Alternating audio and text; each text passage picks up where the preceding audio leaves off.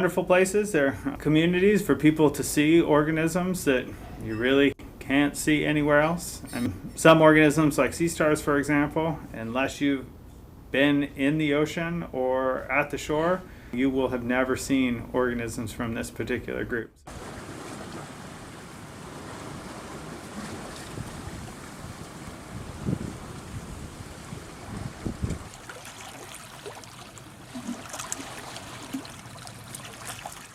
Organisms there are spending the majority of their time underwater when the tide is in. So the same factors that affect most marine organisms will be influencing these, but these organisms oftentimes experience kind of this special circumstance when the tide goes out where they're exposed to air. Under those circumstances, they're kind of waiting for the tide to come back in. The amount of dryness or desiccation is an important factor for those organisms. In addition, because water buffers heat so much, heat also becomes important, and that's also correlated with desiccation.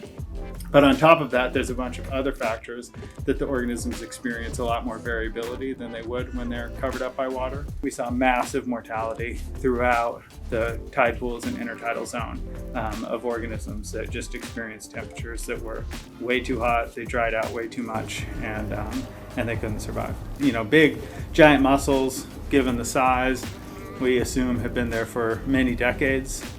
They all died, for example.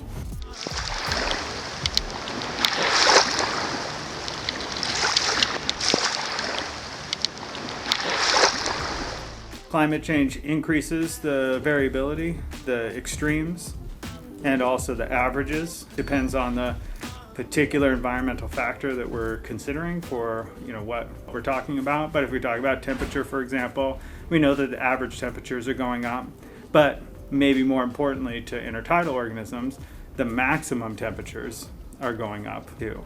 And so it's those extreme events, those are the ones that are problematic, you know, for the organisms. Now, in general, just shifting the average up also is problematic. That can just be kind of prolonged stress due to environmental factors that organisms then experience. So they're less able to deal with other things that might get them sick or stress them out, for example. So it's not that mean rise in temperature isn't as important, but what we clearly see is these extreme events that happen, they have immediate, observable, and very serious consequences on populations.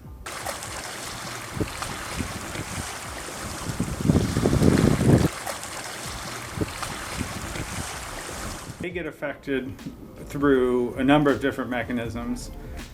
One is that they have been negatively impacted by sea star wasting disease, which is a disease that is now prevalent along the west coast of the United States.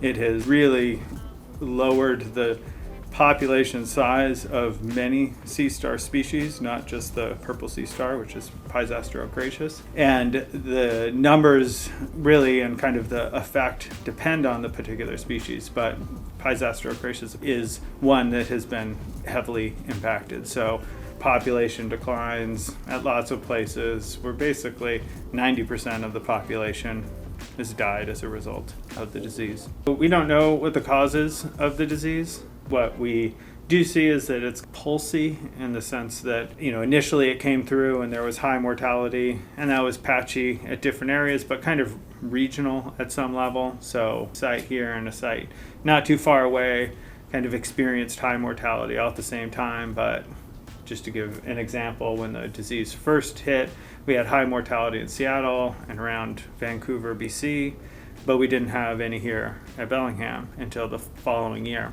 And then we had really high mortality at sites around here. So that's kind of the patchiness, and that was seen all up and down the coast. What we are very sure is that it's transmissible in the water, so it kind of moves around via currents. In addition, that it's very likely to be biological. So it's not a, you know, some environmental chemical or toxin or something like that, but it's likely the result of probably a virus. Well, when I started here in early 2000s, you'd go down to Larrabee and there were hundreds to probably thousands of sea stars all along the rocks there. And now when you go down there, you find them, but they're certainly no longer thousands.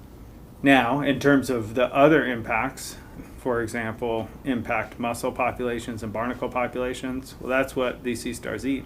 So as those populations become impacted through, extreme weather events or climate change, that subsequently has a negative impact on the population.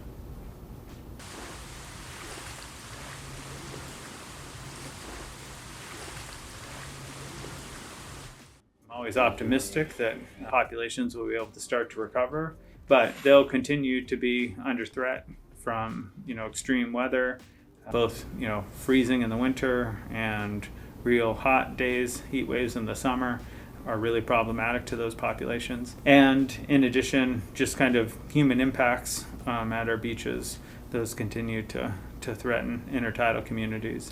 Kind of the more traffic we have down there and the more people are down there picking up sea stars and walking over the substrate, for example, all of that, takes a toll on those populations.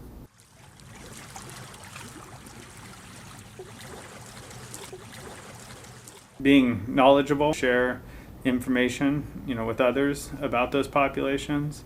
When you go and visit, being mindful of where you're walking and how you're interacting with the environment. Certainly if you see people ripping stuff off the rocks and things like that or disturbing the system, you might kindly suggest to them that that's damaging to these communities that are sensitive. Yeah, in general, there's volunteer groups that people can get involved with to help work on restoration or protection of communities. There's always philanthropy and donation to organizations that are associated with helping marine nearshore communities.